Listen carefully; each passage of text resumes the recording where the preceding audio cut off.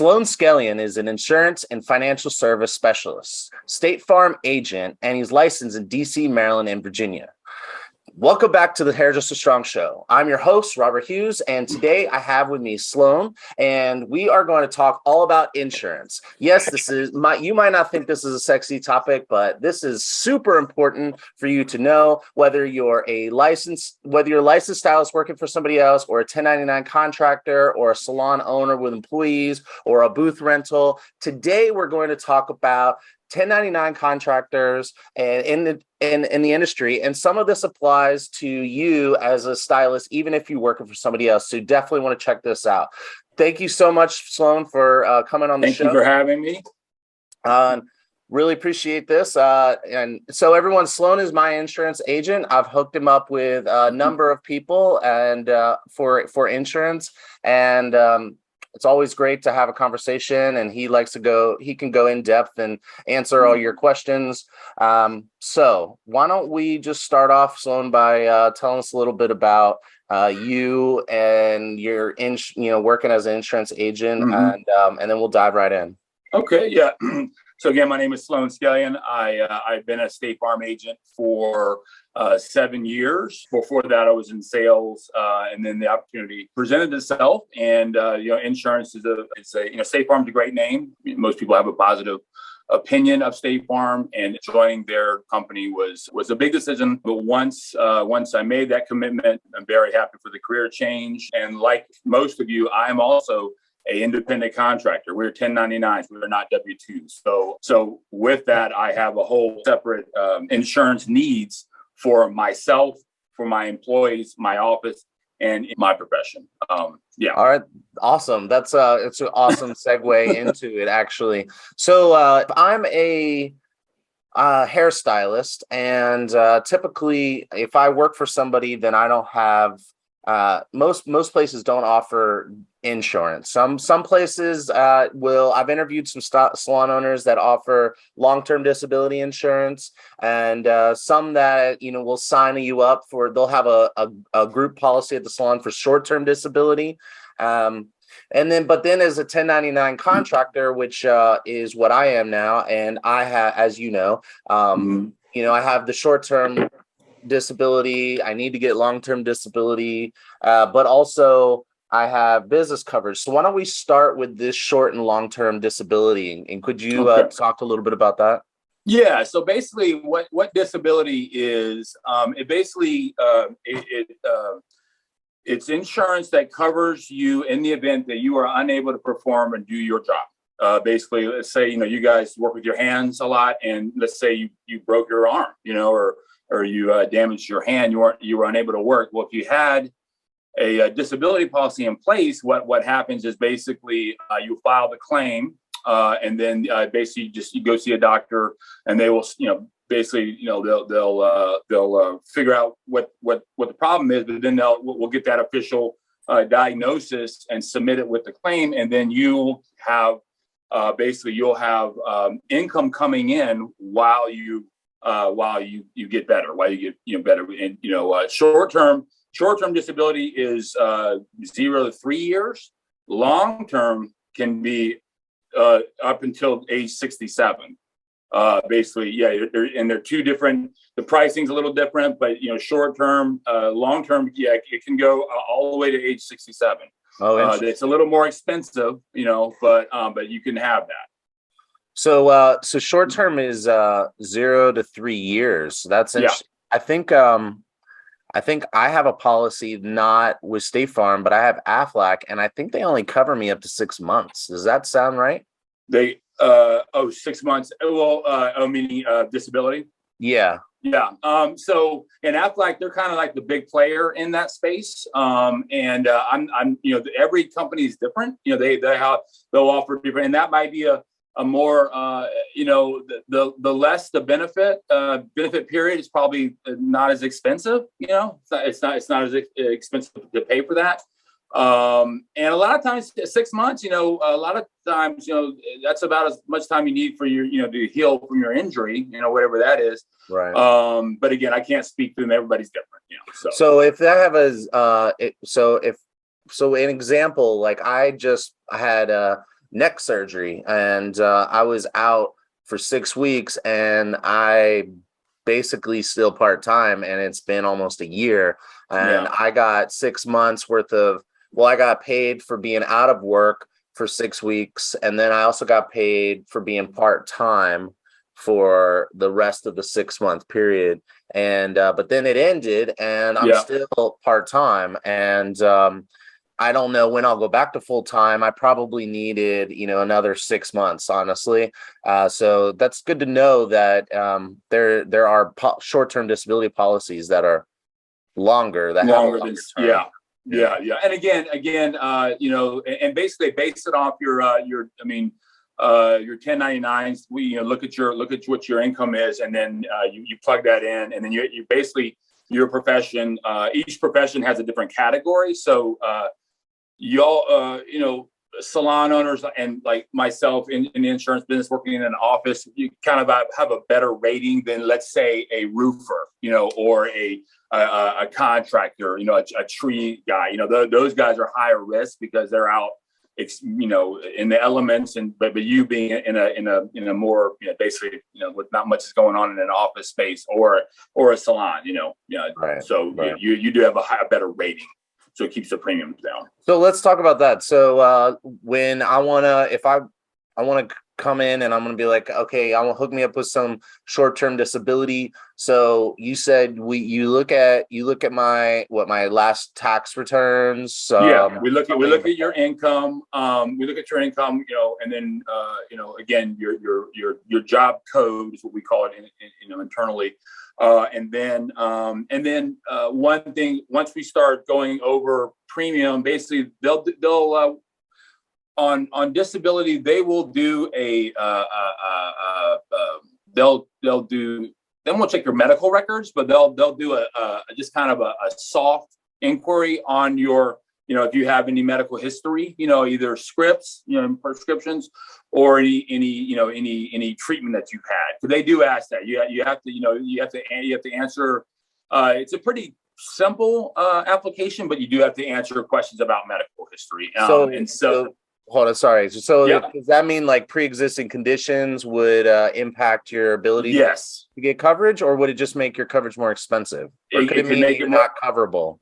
Yeah, it could be any of those things. It could be you're not eligible, or it could increase if you have a pre-existing condition. It could increase your premium, And basically, what happens is the insurance company and the underwriters, and just so for your audience, I'm the face of State Farm, and you work with me, but ultimately I gather information, and all that's sent to these underwriters. Underwriters are the ones that make the decision. A lot of people think that us agents, we do a lot, but again, these go to specialists. So don't blame you, basically.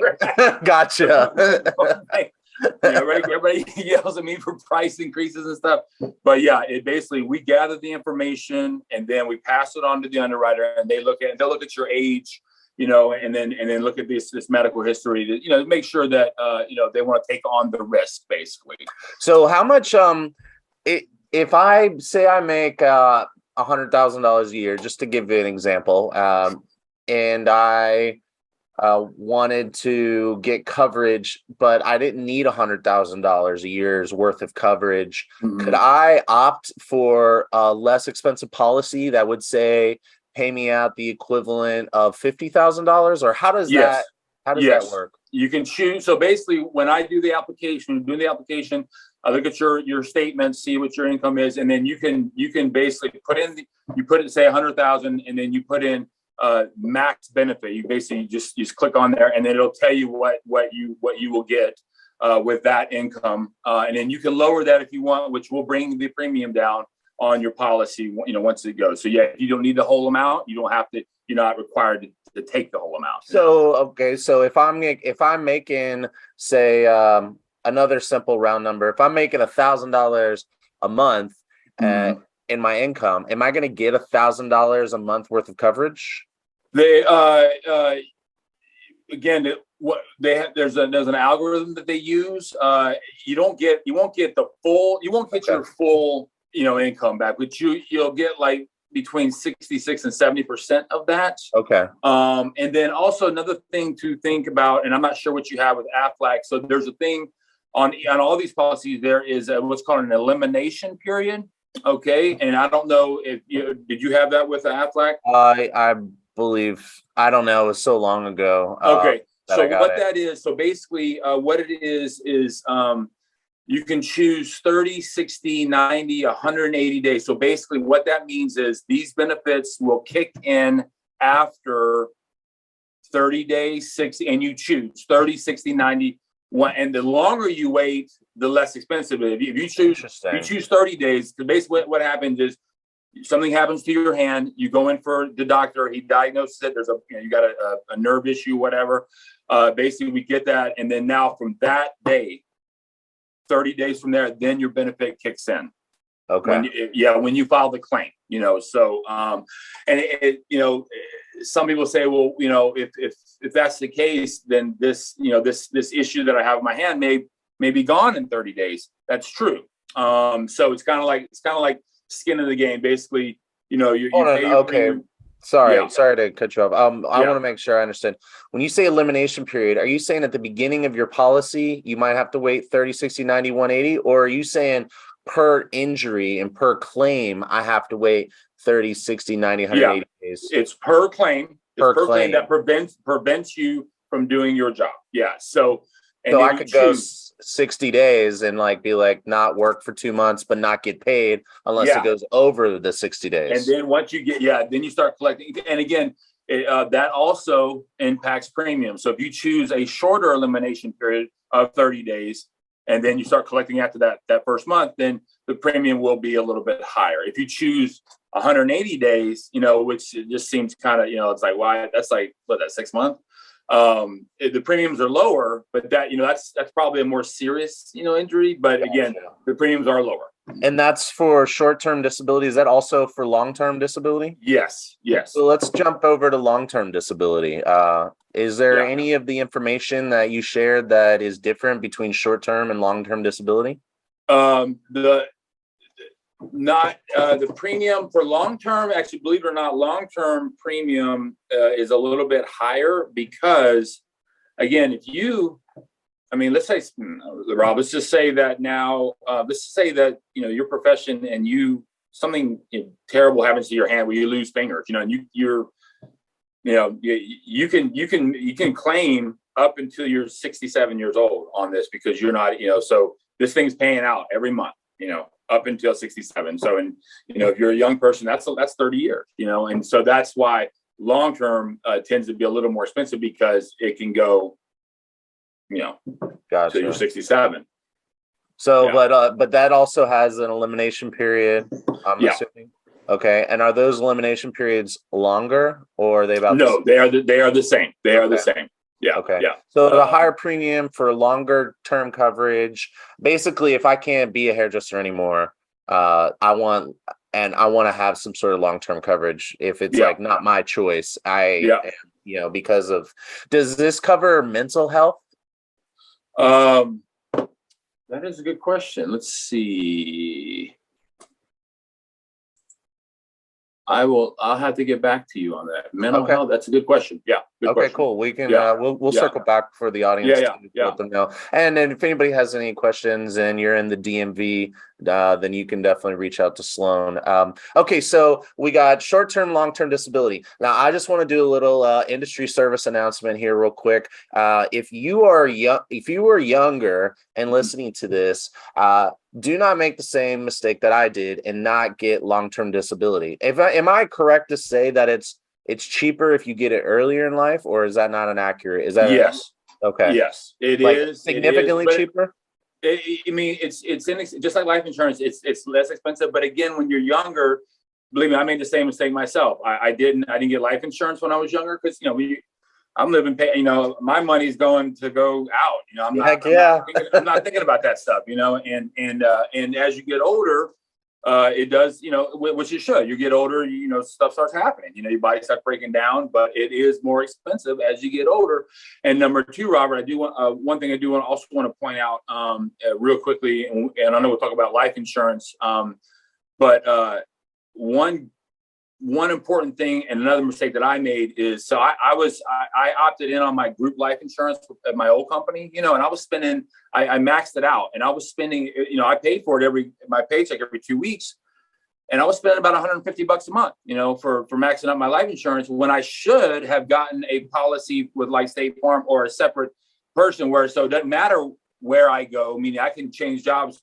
Stays with me because I own it. Because so you can't keep your life insurance policy. No, yes, I'm saying it's a benefit with your company. And so, and again, I was maxing it out, and $150, I did that for 7 years. I could have gotten a really good policy. Yeah. And it could, that's a lot of money for a month for life insurance. Heck and yeah, I could have gotten one that stayed with me. I did the math. I spent like $22,000 over those 7 years with the company life insurance policy, when I could have take that money and had it with like a State Farm or any other life insurance company. Right.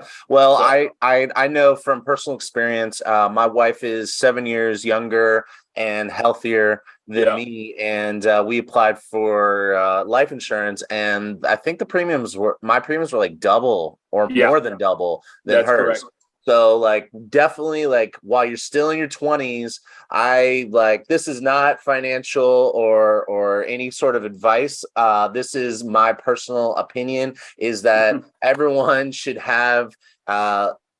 get life insurance at an earlier age. Don't wait like I did. But also, definitely life insurance. But that's not because when I was younger, I didn't have any independence, and I was like, what do I need life insurance for? Right. But now I realize, like, if you want to have a family, and if you want to have if there are going to be people depending on you in the future, then you're kind of doing like a little disservice to yourself and them by waiting because of that increase in premium. I mean, it's like going to take me I don't know. Anyway. Yeah. And also, listen, and it's no one wants to think about, the bad things like life insurance, and again, when I was younger, I didn't think about it. I knew about it, but I just, it wasn't important to me at the time. But, when, let's just say something were to happen, it's a very, very traumatic experience, and you don't want to, if you don't have anything in place, even if you're still, young and single, but, you don't want to put your family through that, pain. I mean, to have a nice service, we're talking $15,000, $20,000, and if you don't have anything in place, you're going to burden on the family. You're going to burden your family, and they're going to have something nice for you, but now they're out of pocket, and this, having something in place, even if it's just $100,000, that'll take care of that, and you just won't put people under financial stress, and they're already going through the trauma of losing you. Yeah. Right. So, okay. So just to kind of recap so far. So if anybody's listening and they're like getting lost in this stuff.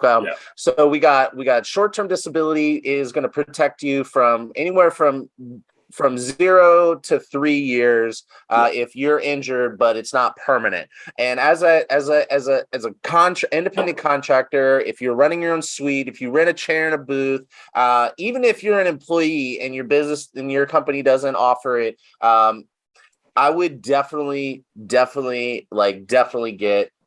short-term disability. My opinion. That's my opinion. Because if I'm a contractor and I got rent to pay, or even if I don't have rent, maybe I'm in a co-op and I pay into it, or whatever your business model is. But when we lose work as contractors, we still got rent to pay. We still got health insurance bills to pay. We got all this. We have our bills, and then we might want to eat food too. That would be nice.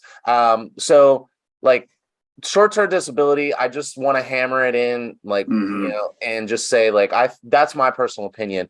And then there's long-term disability, which I regret not having, especially now that I have my neck surgery. I feel like reason why I'm not going to work, other than maybe like a disease or cancer or something, is is going to be considered a pre-existing condition because they tinkered with the top of my spine, So now I'm really bummed about it because the physical side of stuff is probably not going to be covered. So I would say, I wish I didn't make that mistake. And then life insurance, I think you bring up a really good point about, thinking about the people that are around you, and for $25 a month, you can get that and take the burden off of anybody who has to deal with the fact that they just lost you, and then they don't want to have to pay money. And I also think that it's important to say, like what you said earlier, is this is not like the happiest conversation, but it is, in my opinion, one of the most important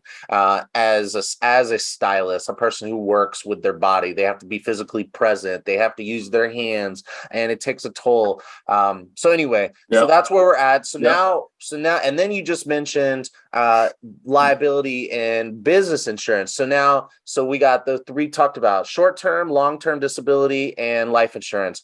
And now we're going into, as an independent contractor, I have a separate policy because I'm my own business. So there, I look at that as like a type of business insurance that protects me. Now, let me ask you this question, because this is going to come up.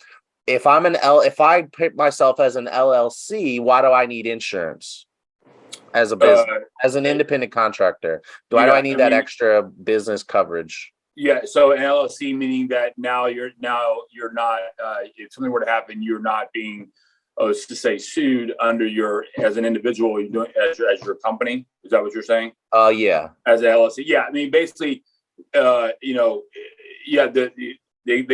they could possibly not come after your assets that are in your name, but they're going to come after the LLC.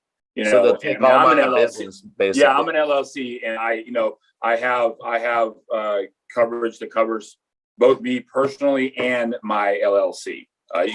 And basically, how it works, your policy, basically, it covers it actually covers your clippers, your scissors. What do you call them? Shears. I mean, It covers all your business property. But the most important, and that, I think you've got like 5,000, which is plenty, right? For as far as coverage for your business part. But the most important thing is the liability part, which covers, let's say, maybe you're coloring somebody's hair and you burn their scalp, with the chemicals, and then, they're damaged. Let's say they had $200,000 in damage, medical bills and injury. Your policy would cover those injuries, because if you don't have that, then they're going to come after you individually or your company. And then again, think about, if you don't have a policy, a lot, the liability part of these policies, they cover you. If you don't have that, they're going to come after assets, meaning income, savings, maybe future income. They can garnish your wages. Let's say that you are found liable in a court of law, and then now you don't have enough to cover the damages. Then they will garnish your wages to pay this person back for the damages and the harm. And so by having one of these policies in place, all that worry goes away. That's nothing you have to worry about. And again, we're talking, $33, $40 a month. That should help you sleep well at night, knowing that you have coverage. And again, it applies. Let's say you poke somebody, with the scissors, and again, same kind of thing. If they're injured, have to go to the hospital. You have $1 million per incident, $2 million per year, to cover any of these this type of injuries. I cut the top of someone's ear off once when I was kind of earlier on in my career, and I wasn't. That must have been horrifying. Man, there's a lot of blood in that cartilage. That was so much blood, and he had to get stitches, and it was a nightmare. And I guess that's an example of like an accident. Also, chemical burns is something that happens. I also know a stylist who made a mistake in analyzing the person's scalp and did a relaxer, and they got chemical burns from the relaxer on their scalp. And they were suing, and the insurance company settled with them for 30 grand or something like that. Yeah, And and that's what, and what's great about these policies, something like that happens, it's unfortunate, and I know you probably feel terrible with your client, but know that you have something in place. Basically, that were to happen, you say, hey, you just call me Sloan. Hey, we got to file a claim. We'll get the statements, and then we just take it over from there. You don't even have to be involved. That's why we're here.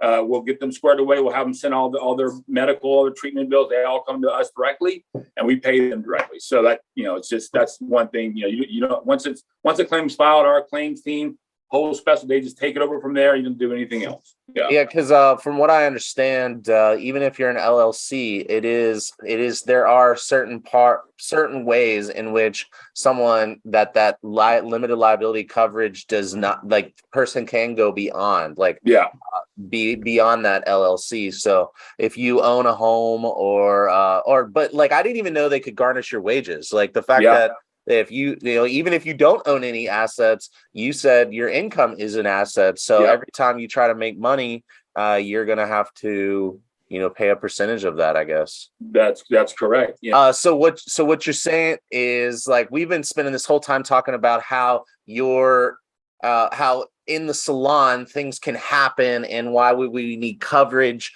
whether it's because I hurt myself and I need coverage for disability short term, whether I permanently hurt myself and I can't do hair anymore, so it's long-term disability, whether I unfortunately pass away, like taking the burden off my family by having life insurance. But then we go into having business policy, and the business policy covers in case we mess up, make a mistake, or do something that is not intentional necessarily, hopefully not intentional.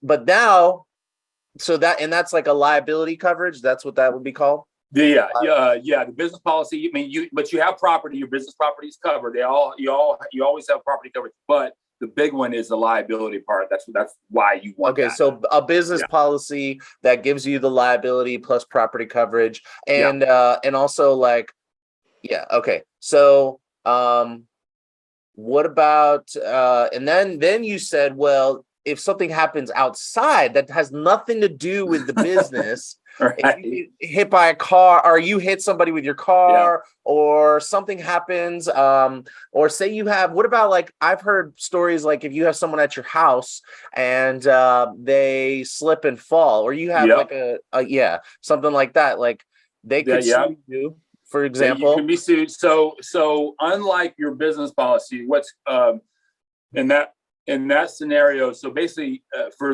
you to be found at fault or you have to be found negligent. Right? For example, let's take the example of your home, and let's say, and this is a good example. This is what I tell people, when we're talking about liability and having an umbrella policy to cover. So basically, let's say you're entertaining, you're having a party, and let's say that one of your outlets on your island in your home, there's a wire kind of poking out, and you've been meaning to get it fixed, but haven't. Someone comes over and they electrocute themselves. They injure themselves. Basically, may find you negligent because that outlet was not repaired. And then and if you had a policy with State Farm, they would pay out to make this person whole that was injured. But if someone, same scenario, but someone just slips in your house.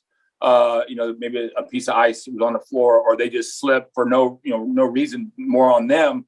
You're not negligent. That was an accident. They fell, but you wouldn't be found negligent for that. So it could be an underwriter or a claims person would deny that claim just because maybe the person had too much to drink.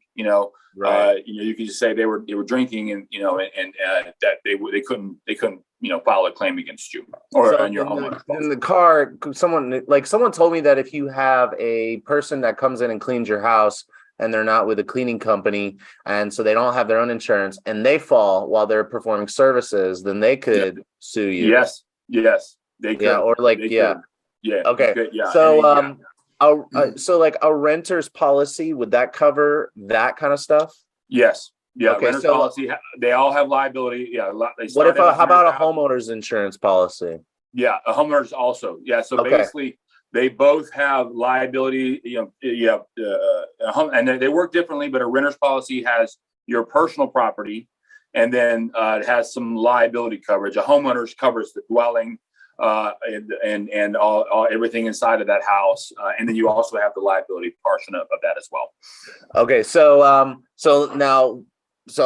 that's for something happening in the home. Now, let's say, and Rob, Robert, let me point out one thing that should, I'm not sure how many of your colleagues own a home or rent, but we in this business, we're here to educate people, and you should have a renter's policy in place, because a lot of people think that, if something were to happen to my property in this rental unit, that the rental unit would cover it. That is say you're renting a condo from another person, that the owner.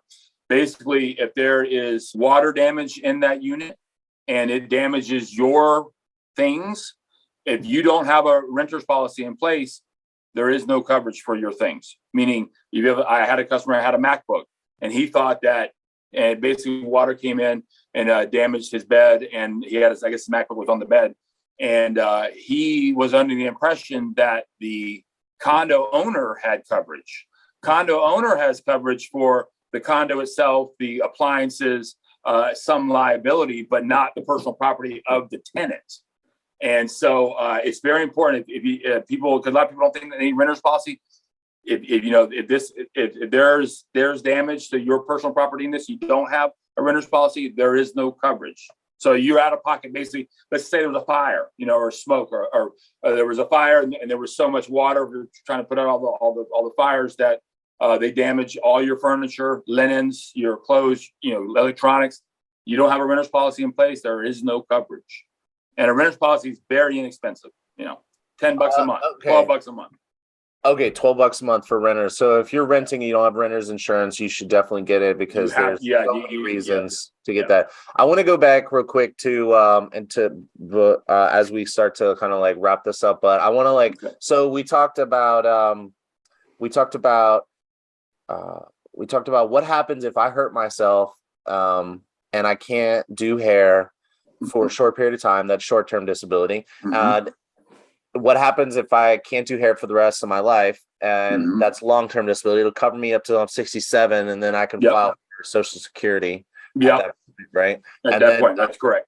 And then if and then we talked about like if passing away, life insurance, and the burden, like how expensive funerals are, and taking that off of your loved ones. And then we also talked about liability, business insurance. And business insurance, if you're a contractor and you are you're a 1099 independent contractor, and you have, even if you own a business, you want some sort of business policy for liability in the event that something happens to a customer while you're working on them or in your space or whatever.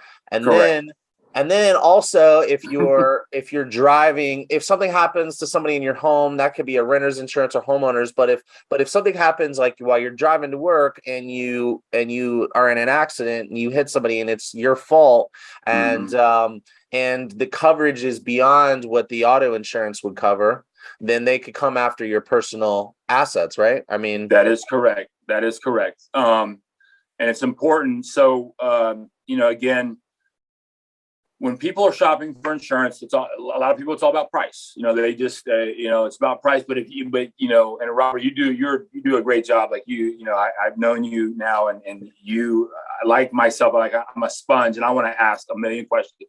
I have a million questions about things, and have an educated conversation with your insurance professional about risk and about, you don't want to get the bare minimum. Like Virginia, bare minimum is 30,000, bodily injury 60,000, combined, and that's not a lot. I mean, if you're out on this beltway, or on one of these roads, it's pretty chaotic. People are driving like crazy. You look down, maybe you hear a text, you look down, and for that brief second, you're not paying attention. You slam into somebody. Let's say you rear end them.